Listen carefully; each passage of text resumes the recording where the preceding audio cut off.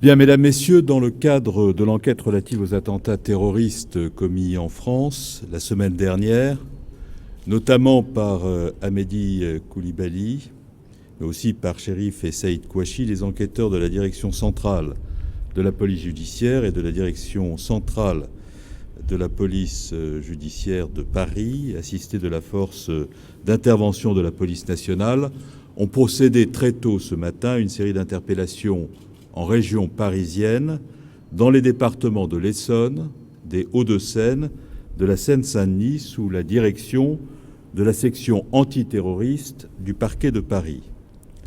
Au total, ce sont 12 personnes qui ont été placées en garde à vue.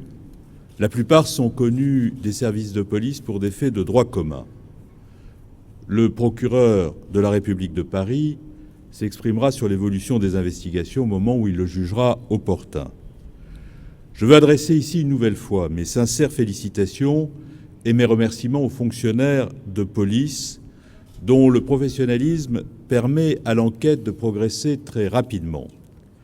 Les forces de l'ordre, je veux le redire aux Français, sont entièrement mobilisées pour identifier l'ensemble des individus ayant pu apporter leur concours aux crimes odieux commis la semaine dernière et les remettre à la justice.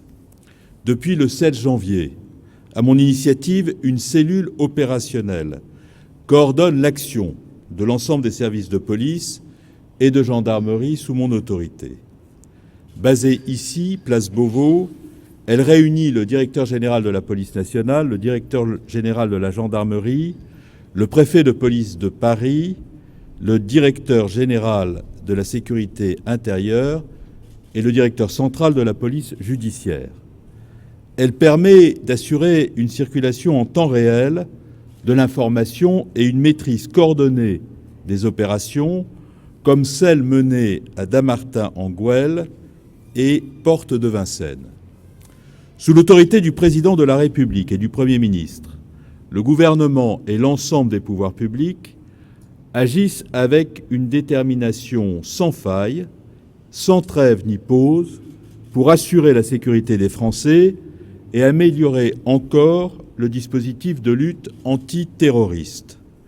Les dispositions du plan Vigipirate restent en vigueur et au total, ce sont 122 000 policiers, gendarmes et militaires qui sont actuellement déployés sur l'ensemble du territoire national. Je me rendrai cet après-midi avec le ministre de la Défense sur plusieurs lieux où ce dispositif est particulièrement mobilisé. L'esprit de la marche du 11 janvier demeure.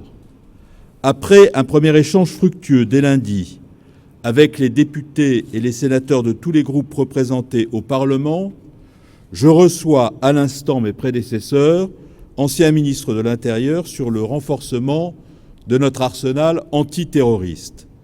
Je recevrai lundi matin les organisations syndicales de la police nationale et, dans le courant de la semaine prochaine, les organisations syndicales des polices municipales. Comme l'a demandé le Premier ministre, des propositions lui seront remises rapidement dans les délais qu'il nous a fixés afin de conforter encore le dispositif de lutte contre le terrorisme au plan national, mais également au plan européen. Je vous remercie.